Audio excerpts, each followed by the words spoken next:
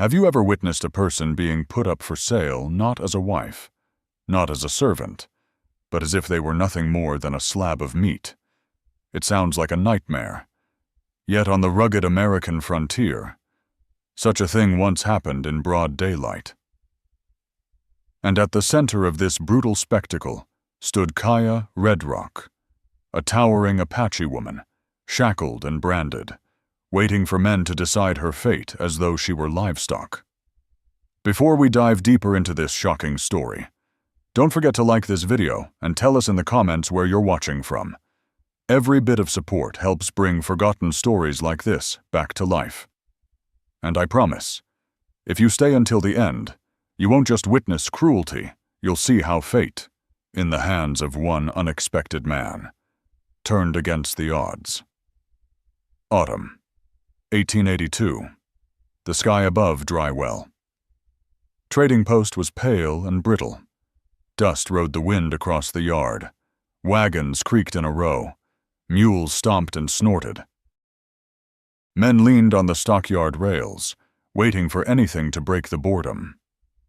And then they saw it, not entertainment, but a travesty that still burns like fire in the memory of this land.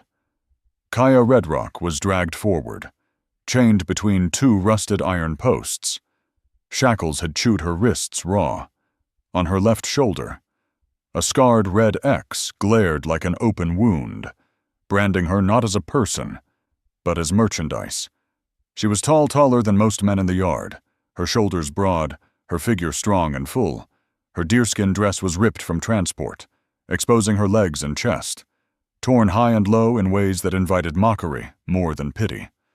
Dust clung to her sweat-streaked body, making the humiliation shine clearer. The crowd jeered. Coins clinked on wood. Some men laughed outright. The auctioneer Pritchard stood high on a crate, his voice flat and cutting. Not fit for womanly use. Too big to breed. No rightful owner. Sold as meat to recover losses.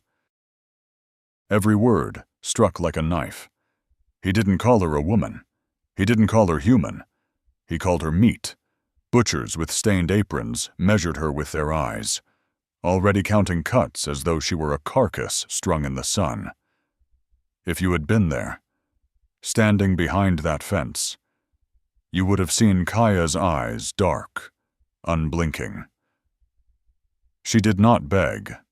She did not lower her head. She looked straight ahead, as if daring the world to acknowledge her humanity. Her silence was heavier than any scream. It shamed the soul more than blood could. But the men around her mistook it for defiance worth mocking.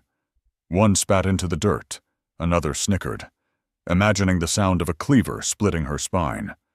The clang of coins echoed sharper than the autumn wind. This was not an auction. It was a public indictment of injustice, a human being stripped of dignity, branded unworthy of life, then put up to be butchered like cattle. And for those of us who understand freedom, especially those over 50, we know what this means. Freedom is never cheap. Many have bled for it. Yet here, in the very land that preached equality, stood proof that people were still reduced to less than animals. On that dry yard of Drywell, laughter became cruelty. Cruelty became normal. And yet Kaya Redrock stood tall, a living tree that refused to bend. Her stance alone planted a question in the air. Could fate still carve her a path out? The answer arrived in flesh and bone, just as Pritchard prepared to close the sale, just as the butcher weighed his knife in his mind. A figure stepped forward from the back of the yard, dust on his boots, a battered ledger in his hand, and an eagle seal of brass glinting at his hip. His name was Rowan Hale, and his presence would change everything. The crowd at Drywell Trading Post was still buzzing, laughter and the clink of coins mixing in the air, when a figure quietly stepped out from the back. He made no show of it, just a tall man in a sun-faded shirt, shoulders broad from years of work, boots scuffed from long trails. A weathered leather satchel hung at his side, its edges frayed. To most men in the yard, he was nothing more than a mule driver, someone who came to pick up salt, canvas, maybe a new shoe for his animal. But to Rowan Hale, this was the line, the thin edge between walking home in peace and stepping into the teeth of fate. Rowan stopped, arms folded, his eyes fixed on the woman chained between the posts. He had seen this before, people treated worse than livestock. He had sworn never to get dragged into another fight that wasn't his. But Kaya Redrock's silence, her unyielding stare, cut through him like a blade. It dragged up old ghosts he thought he'd buried for good. Inside him, a quick battle raged. One voice whispered cold logic. Don't get involved. Buy your salt. Buy your canvas. Ride back to your shack where the stove and coffee wait. The other struck deeper. If you walk away now, you'll carry this image the rest of your life. Just like that burning house in Missouri, when hesitation almost cost 2 children their lives. Rowan drew a long breath. Then his hand moved to the satchel. Out came 3 plain things, a battered ledger, a folded freight contract, and a brass seal stamped with an eagle. To the mob of rough men, these objects meant nothing but nuisance, yet in the back of their minds, they carried the weight of bureaucracy, and no one here wanted to be tangled in it. He stepped forward, steady and measured, not fast, not slow, just enough to make the crowd's eyes turn. The laughter thinned. Suspicion replaced it. Pritchard, the auctioneer, faltered when Rowan laid the ledger flat across the rail and set the brass seal on top. Sunlight caught the metal. Flashing bright, Rowan's voice came even and calm. The way a man reads official lines he's memorized, this person is under federal custody. Any sale here is unlawful. I'll sign the transfer and file the report. No shouting. No gunplay, just a few dry words. But those words were sharper than any blade, in the minds of the crowd. They called up visions of soldiers asking questions, officers writing names, and trouble no one wanted. Out here, in the borderlands, nobody dared tempt federal attention. Pritchard glanced at the butcher. The butcher spat in the dirt and looked away. Men who had jeered minutes earlier shifted their weight and stared at their boots. The whole yard went quieter than a church at midnight. Rowan didn't wait for approval. He strode to the post, lifted the chain from its hook, and wrapped the slack around his arm so it wouldn't drag. He kept his distance close enough to guide, never close enough to touch. His voice carried low but firm. Walk. Kaya nodded once. Her steps were heavy, but steady. Together they passed through the gate. The crowd parted just enough, some men spitting, others muttering, but not one dared block their way. The rattle of the chain sounded once, then faded into the wind. Only outside the yard did Rowan feel his heartbeat hammering like a drum. He knew what he'd just done could bring trouble. Men don't like to lose what they think they own. But deeper than fear was a weight in his chest, something like compassion, something like shame for the world he'd just walked out of. Kaya Redrock didn't thank him. She didn't need to. Gratitude was not what Rowan had acted for, in her dark, watchful eyes. He read the one truth that mattered. She was no longer a thing for sale. He hadn't saved her to claim her. He hadn't stepped in for reward. He'd done it because he could not stand to see injustice repeated before his eyes again. And in that dust-choked yard of dry well, the choice had been made. From hesitation and compassion, a bond was forged, thin as a thread now, but strong enough to pull both their lives onto a new path. The wooden gate of Dry Well Trading Post closed behind them, the noise fading into the wind. Ahead stretched the dirt road that wound toward the canyons. Rowan Hale kept the mule's reins loose, his eyes flicking back now and again as if expecting riders to appear in the dust. Beside him, Kaya Redrock walked in silence. The length of chain looped on his arm rattled faintly, a reminder that freedom was still fragile, not yet secure. Neither spoke. Rowan could hear his own heartbeat louder than the mule's hooves. Each gust of wind made him imagine the men from Dry Well riding after them. Guns at their sides, grins on their faces. He knew well enough pulling a piece of property out of an auction yard would not be forgotten. Sooner or later, someone would come. Kaya never looked at him. Her eyes stayed on the trail ahead, her body held stiff, each step like she was bracing for a command, a yank of the chain, or the cut of a whip. Her silence wasn't peace, it was sharp, like a knife held ready. Rowan understood to her. He was just another man, a stranger who had dragged her from one kind of captivity, but who might only mean another. The road to Shale Cut Shack took hours. By the time the shack came into view, a lean roof patched with boards, walls weathered gray by wind the sun had dipped low behind the ridges. It wasn't safety. Not yet. But compared to the laughter and cruelty of Dry Well, it was another world entirely. Rowan unhitched the mule at the trough, then turned. He pointed toward a water barrel by the door. "Drink," he said, his voice low. Not harsh, but not gentle either. Kaya stepped forward slowly, eyes fixed on his hands. She lifted the dipper, drank in steady pulls. Not greedy, not spilling, the way someone drinks who's learned that every swallow might be the last. Rowan noticed even thirsty. She carried herself with a stubborn dignity.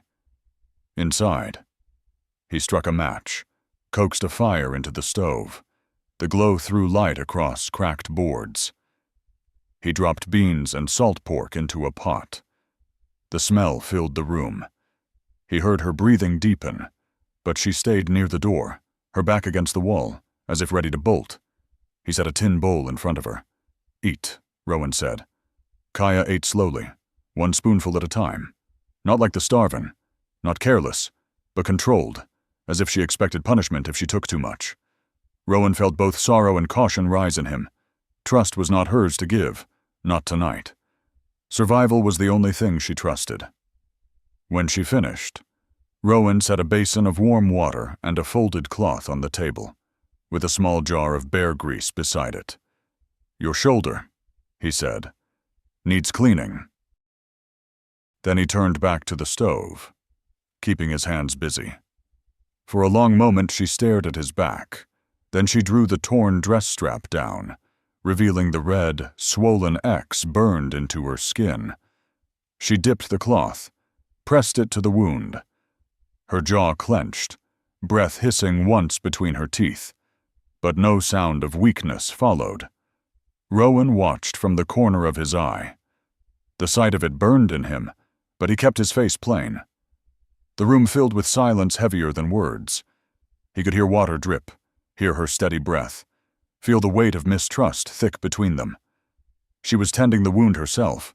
That, too, told him something: she would not give him the power to touch her. Not yet. When she pulled the dress back over her shoulder, Kaya sat unmoving by the wall. Rowan fed the stove, then spread a wool blanket close to the fire. He didn't tell her where to sleep. He didn't offer promises. Distance was safer. Let her choose. He laid his own bedroll near the door, rifle within reach, eyes open long after night had fallen. Kaya did not sleep either. Her body stayed taut, eyes catching the flicker of firelight, dark and unblinking. They were only a few steps apart, but the distance felt like a canyon.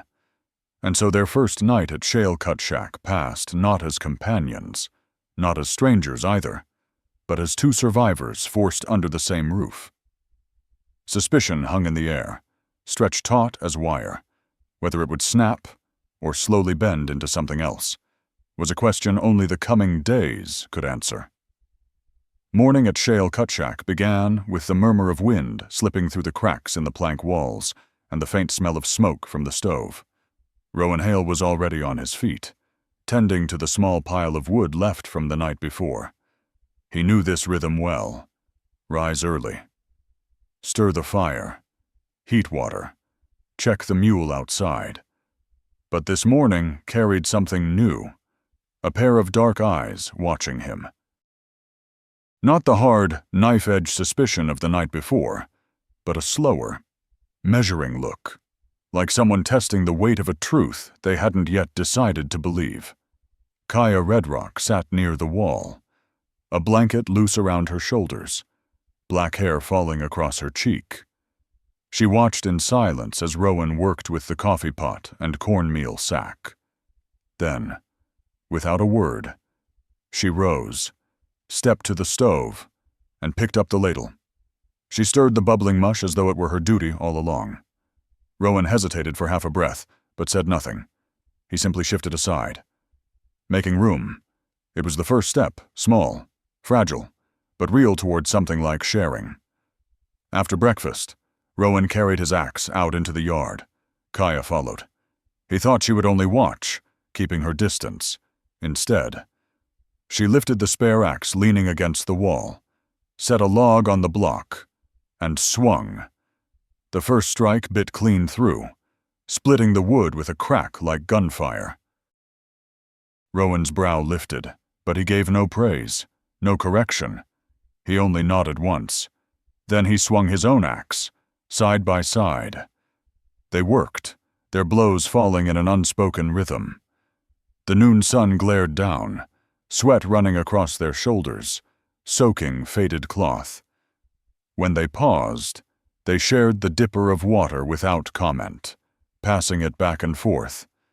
The silence between them was not the heavy, brittle silence of the night before. It was easier, steadier, as if two people had begun to breathe in the same measure. By late day, Rowan climbed onto the roof to secure loose boards. The shack would never be more than rough shelter, but he knew one strong storm could tear it open. Kaya steadied the ladder, handed him planks, nails, and hammer. Her hands were large, scarred, capable. She moved with the confidence of someone determined not to be a burden. Rowan caught himself watching not with surprise, but with recognition. She wasn't proving herself to him. She was proving to herself that she was still standing. When the roof held firm, he climbed down. They stood side by side, looking at the patched seams. No smiles passed. But when their eyes met for a heartbeat, there was a quiet acknowledgement we can hold this place together. For now. That night the stove burned brighter, the smell of beans and pork filling the room. Kaya stirred the pot without being asked. Rowan sat at the table, running a whetstone along the edge of his knife. When bowls were set down, they ate at the same pace, no words, no gestures, but neither was it cold. Between the scrape of spoons, their eyes met once hers questioning, his steady. The tension of suspicion eased, just slightly, for the first time since the yard at Drywell. Kaya's shoulders lowered a fraction. Outside, wind tugged at the roof. Inside, firelight flickered across two figures keeping their distance, yet no longer trapped in isolation.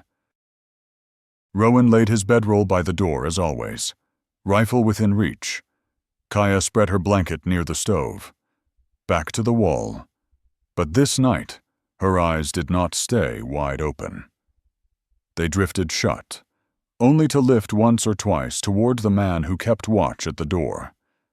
She did not trust him yet, but she allowed herself the small grace of breathing easier. Trust, Rowan knew, was never built on fine words. It came in inches in the splitting of wood, in the mending of a roof, in the sharing of food, fragile pieces, laid down one after another, until they formed a footing, just strong enough to hold. He also knew how easily such footing could crumble. One wrong step, one shadow at the door, and all of it could vanish. But for tonight, it was enough. And for Rowan Hale, a man who had seen too many things broken beyond repair. That fragile ground was worth protecting. That morning at Shale Cut Shack carried a weight of its own.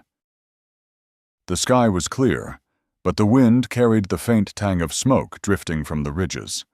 Rowan Hale had just finished splitting a round of wood when he froze. His ears, trained by years as a scout, caught the sound hoofbeats, slow and deliberate, meant to be heard. Kaya Redrock, washing tin dishes at the trough, stopped mid-motion when she saw his eyes. No words passed, but both understood trouble was coming. Around the bend in the dirt road, 3 riders appeared through the dust. First came Silas Vetch, heavy in the saddle, vest straining over a round gut, face flushed from liquor and the habit of command. To his left rode Pick Maddox, his mouth pulled crooked by an old scar, a sneer carved into his face. On the right was Jeb Crow, younger, restless-eyed, his hand twitching near the grip of his Colt. Rowan stepped out onto the stoop, his frame casting a long shadow across the dirt. He neither rushed nor retreated. His rifle hung loose in his right hand, angled toward the ground, but its steel glinted in the sun.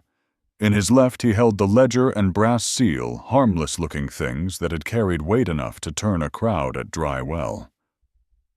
"Morning," Silas called, his tone falsely cheerful. "We've come polite. Just here for property that don't belong to you." His eyes slid past Rowan toward the shack where Kaya stood in the doorway, silent. Rowan's reply was steady. "No property here. Only a person entered in federal custody." He lifted the ledger, letting the sunlight flash off the eagle seal. The air between them seemed to thicken. Pick Maddox spat in the dust, the scar pulling his mouth wider. "Ain't no judge out here. Law rides on horseback. That's the only law that counts." His hand twitched closer to his revolver. Jeb's fingers trembled near his Colt. Rowan caught it. The boy was the one to watch. If blood spilled, it would start with him. Inside. Kaya gripped the wooden dipper tight, her knuckles pale. Her eyes flicked to the broken chain links Rowan had hammered flat the night before. She pictured swinging one like a weapon if the door burst. No fear in her face now, just readiness. Rowan's voice dropped, heavy as iron. "You don't want this fight. Not for something you didn't care about yesterday. Turn your horses. Tell Dry Well you saw nothing. That's your best road." Silas chuckled, the sound thin and mean. He spat dark into the dirt. "Simple question. Hale, that mule. This shack, are they worth dying for some squaw you picked up out of the yard?" Rowan's grip tightened on the rifle. His gaze went hard as stone. "Not about dying," he said.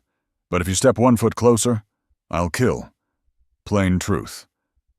He didn't shout. He didn't bluff. The words carried the weight of a man who had lived through fields of blood and meant every syllable. It was enough to make the riders hesitate. The wind rattled loose boards on the roof. Time stretched, taut as wire. Then Silas cursed, jerking his reins. Hell with it. Not worth the blood. He wheeled his horse sharp, dust spraying. Pick's sneer faded to a scowl. Jeb's hand hovered uncertainly, but they followed. Slowly at first, then faster. The 3 disappeared over the ridge, dust hanging long after they were gone. Rowan stayed on the stoop, rifle ready, until the last echo of hoofbeats died. Only then did he breathe deep and lower the gun. Inside. Kaya still stood gripping the dipper. White marks pressed into the wood. Their eyes met. No words. Both knew the danger wasn't over, only delayed. Rowan leaned the rifle against the wall, his jaw still tight. His voice came low, measured. "It's done. They won't be back. At least not today." Kaya held his gaze. The suspicion in her eyes had shifted, softened into something different, fragile, unspoken, but real, the beginning of trust. And in that windswept shack, the 2 of them knew if riders came again, they would face them together. That afternoon the wind quieted, softer than before. After the 3 riders vanished into the ridge, the little shack at Shale Cut settled into a silence of a different kind. Not the taut wire of fear, but the hush that follows when 2 people step past the edge of danger and find themselves still breathing. Rowan Hale sat at the rough wooden table, his hand resting near the rifle. He watched the stove fire crackle.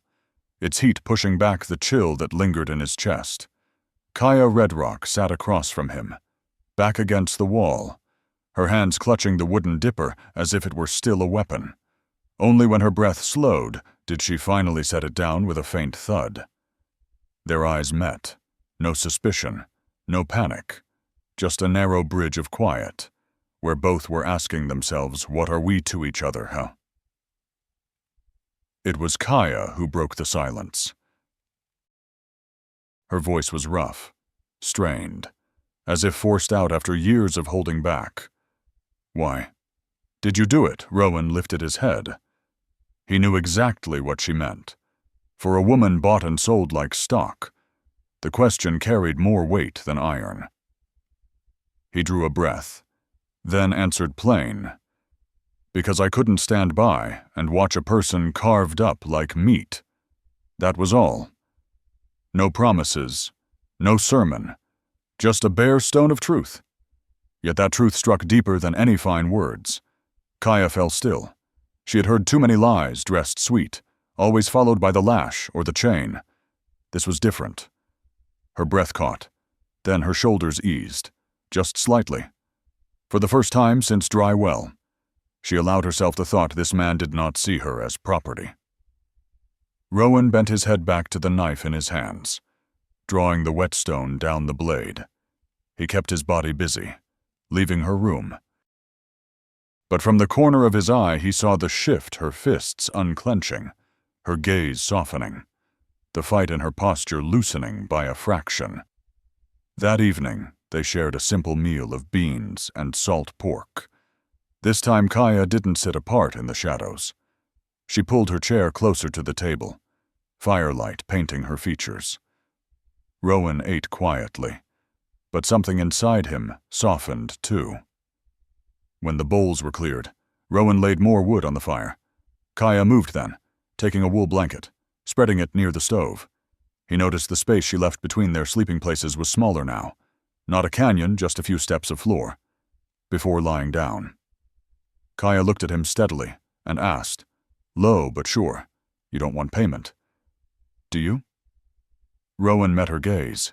No, I don't buy or sell people.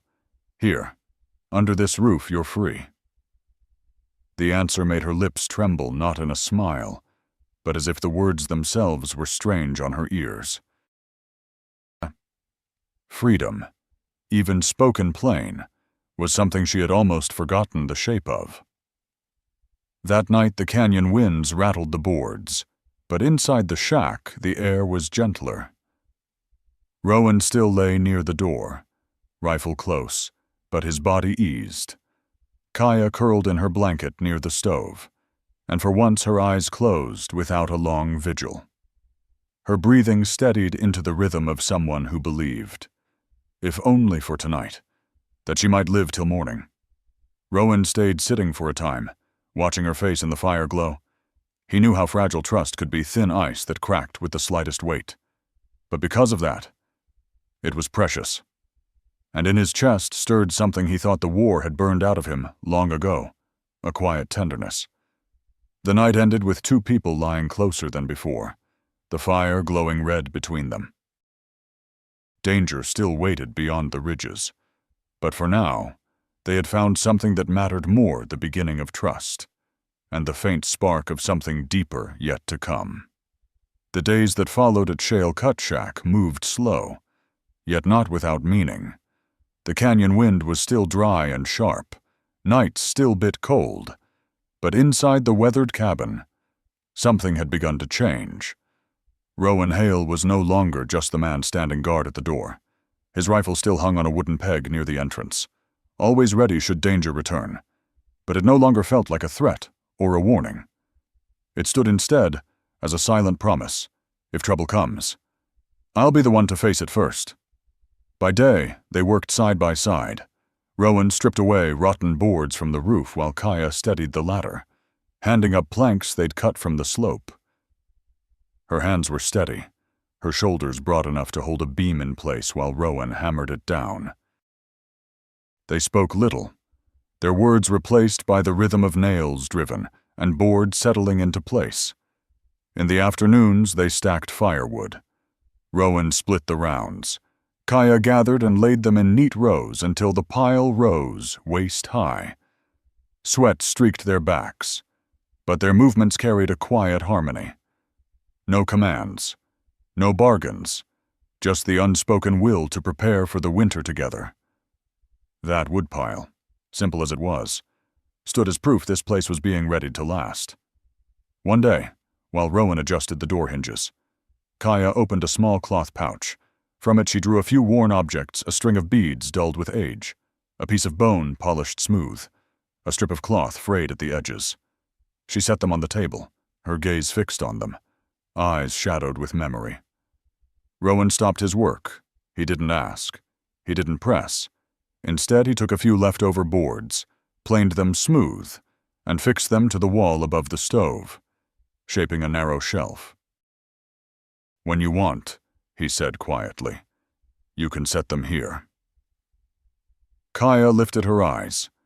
For a moment something flickered in them, sharp and soft all at once. Slowly, she placed each keepsake on the shelf.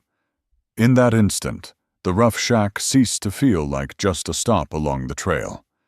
It began to look like a home. That evening, the firelight gleamed across the beads and bone, throwing them into a warm glow. Kaya sat watching them, her face softer than before. Rowan stayed near the door, his rifle within reach but his presence calm. He knew trust did not come in a single night, but each small act was mending something broken inside her. To an outsider, the days might have looked plain, two people working in silence, but for them, every board nailed, every log stacked, every token set on that shelf was another stone laid in the fragile foundation of belonging. Rowan still bedded down by the door, rifle close. Yet Kaya understood the weapon was not there to control her, but to keep harm from crossing their threshold. Each time their eyes met across the cabin, she read the truth in his gaze. He was not guarding against her, but for her. And so, in those rare hours of peace, with the stove humming low and the wind tapping against the walls, both understood how far they'd come since that day at Dry Well. They were no longer strangers bound by chance. They were two souls, battered but unbroken, beginning to build a place not perfect, but their own. Winter gave way, leaving streaks of melting snow along the canyon floor. The first rains trickled through cracks in the dry earth, coaxing blades of grass to rise. At Red Mesa Wash, where only months ago the wind carried nothing but dust and hardship, life was beginning to stir. And in the weathered shack of rough boards and patched seams, something more enduring was taking root, a home. Rowan Hale still rose before dawn, brewing coffee in the old tin pot, listening to drops fall from the mended eaves, but now there was a difference so small, yet so profound that he sometimes paused to take it in the steady breath of Kaya Redrock beside the stove. She no longer curled up tight in sleep, no longer startled awake at every gust of wind. Her body had slowed, careful in its movements, her hand resting unconsciously over her belly, where new life was quietly growing. When Rowan first noticed, he said nothing. The man who had carried scars of war and death through half a lifetime found his throat tighten at the sight of her by the window, needle in hand, one palm resting against the faint curve of her stomach. He didn't need to ask. The spring light itself told the truth they were going to be parents. The knowledge came without noise, without celebration. Just a slow nod when Kaya's eyes met his, a silent confirmation of what both already knew. In that nod lived tenderness Rowan thought long buried, and a new resolve the world might break men and women. But he would fight to see that this child grew up safe. From then on, every task carried new weight. The woodpile was no longer just for warmth, but for a family. The small shelf holding Kaya's keepsakes became an altar of memory and continuity. Rowan built another bench, repaired the doorframe. Kaya stitched together a new blanket from scraps of cloth. Each action, however plain, was heavy with hope. One evening, with the spring wind pressing against the walls, Rowan stirred the stew pot while Kaya sat near the fire, the old bead string in her hands. She turned the bead slowly, then lifted her gaze to him. In her eyes was an unspoken question: would he stay? Would he stand with her for good? Rowan understood. He stepped closer, empty-handed.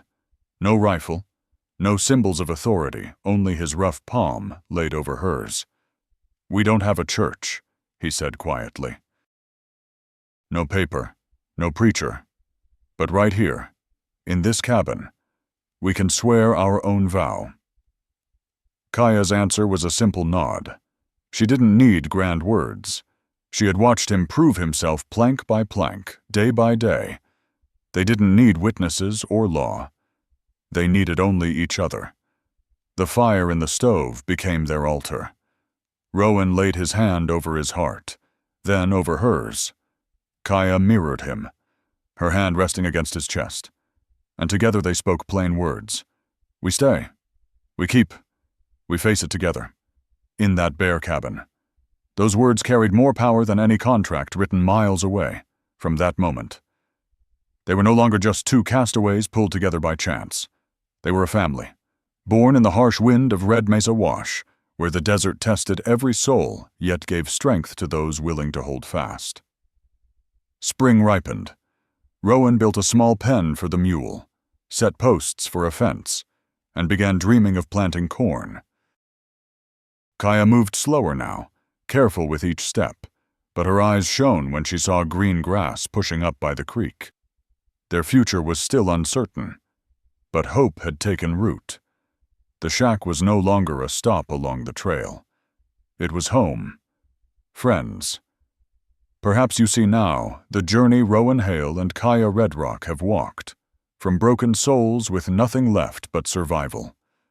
They have found each other, and found the courage to build a family in the hardest of places. This story is not only about endurance, but about trust. It tells us that even after ruin, there is room for beginning again.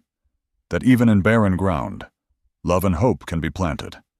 If you believe Rowan and Kaya deserve this new start, I invite you to support them. Leave your thoughts, share your feelings, and walk with us into the chapters yet unwritten. And here lies the next question, for us and for them. From this fragile beginning, what must they do to protect it? Will Rowan's vow hold when danger rides again? Will Kaya choose to reclaim her past, or build entirely anew? Those are the steps ahead. And together, we'll follow them.